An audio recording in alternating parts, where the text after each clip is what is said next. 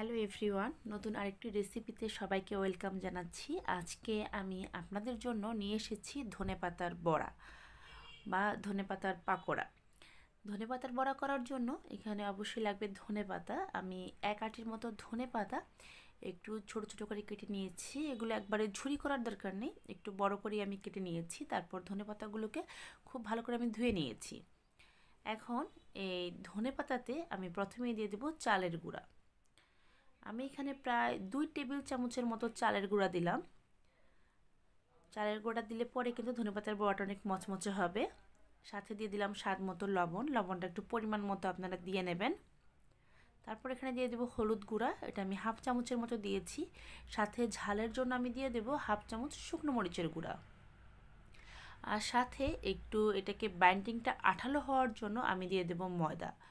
ময়দাটাও আমি প্রায় 2 টেবিল চামচের মতোই দিয়েছি। অর্থাৎ চালের গুঁড়া এবং ময়দাটা একটু সমান পরিমাণে দিবেন, তাতে করে কিন্তু বড়াটা খেতে ভালো হবে। এখন আমি এই ধনেপাতাগুলোকে খুব ভালো করে সব কিছু একসাথে মিক্সড করে নেব। যদি দেখেন যে বাইন্ডিংটা ভালো মতো হচ্ছে না, সেই ক্ষেত্রে একটু চালের গুঁড়া বা ময়দা আপনারা দিয়ে নেবেন। কড়াইতে আমি সরষের তেল দিয়ে দিয়েছি। সরষের তেল দিয়ে আমি এগুলো বড়ার শেপ করে তারপর গরম তেলে দিয়ে দিচ্ছি। বড়াগুলো দেওয়ার সময় একটু ফাঁকা ফাঁকা করে দেবেন, যাতে একটার সাথে আরেকটা লেগে না যায়, তাহলে কিন্তু বড়াগুলো ভেঙে যাবে। আমি এখানে বড়াগুলো দিয়ে দিচ্ছি।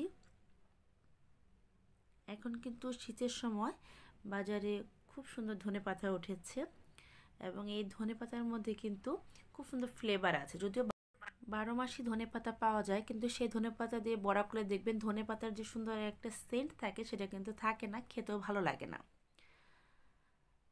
এই ধনেপাতার বড়াগুলো এক সাইড যখন ভাজা হয়ে যাবে তখন আমরা এগুলোকে উল্টে দেবো। আর যেহেতু একটু ফাঁকা ফাঁকা করে দিয়েছি, তাই কিন্তু একটার সাথে একটা লেগে যায়নি বা বড়াগুলো ভেঙে যাবে না।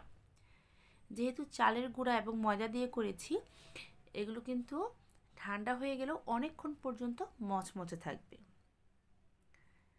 আমার কাছে ধনেপাতা খুব ভালো লাগে, স্পেশালি ধনেপাতার যে সুন্দর একটা স্মেল থাকে সেটা আমার কাছে ভীষণ ভালো লাগে।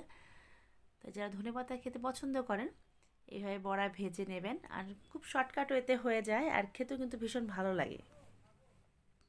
চালের গুঁড়াটা কিন্তু অবশ্যই দেবেন, তাহলে বড়াগুলো ঠান্ডা হয়ে গেলেও মচমচে থাকবে। আর না হলে চালের গুঁড়া না দিলে দেখা যায় ঠান্ডা হয়ে গেলে বড়াগুলো খেতে ভালো লাগে না। আমি এই বড়াগুলো মিডিয়াম হিটে ভাজছি, যাতে করে ভিতরে সুন্দর মতো ভাজা হয়। বড়াগুলো ভাজা হয়ে গেছে, আমি প্লেটে সার্ভ করে নিয়েছি। হয়ে গেল আমার খুব সহজে ধনেপাতার বড়া। সবাই ভালো থাকবেন।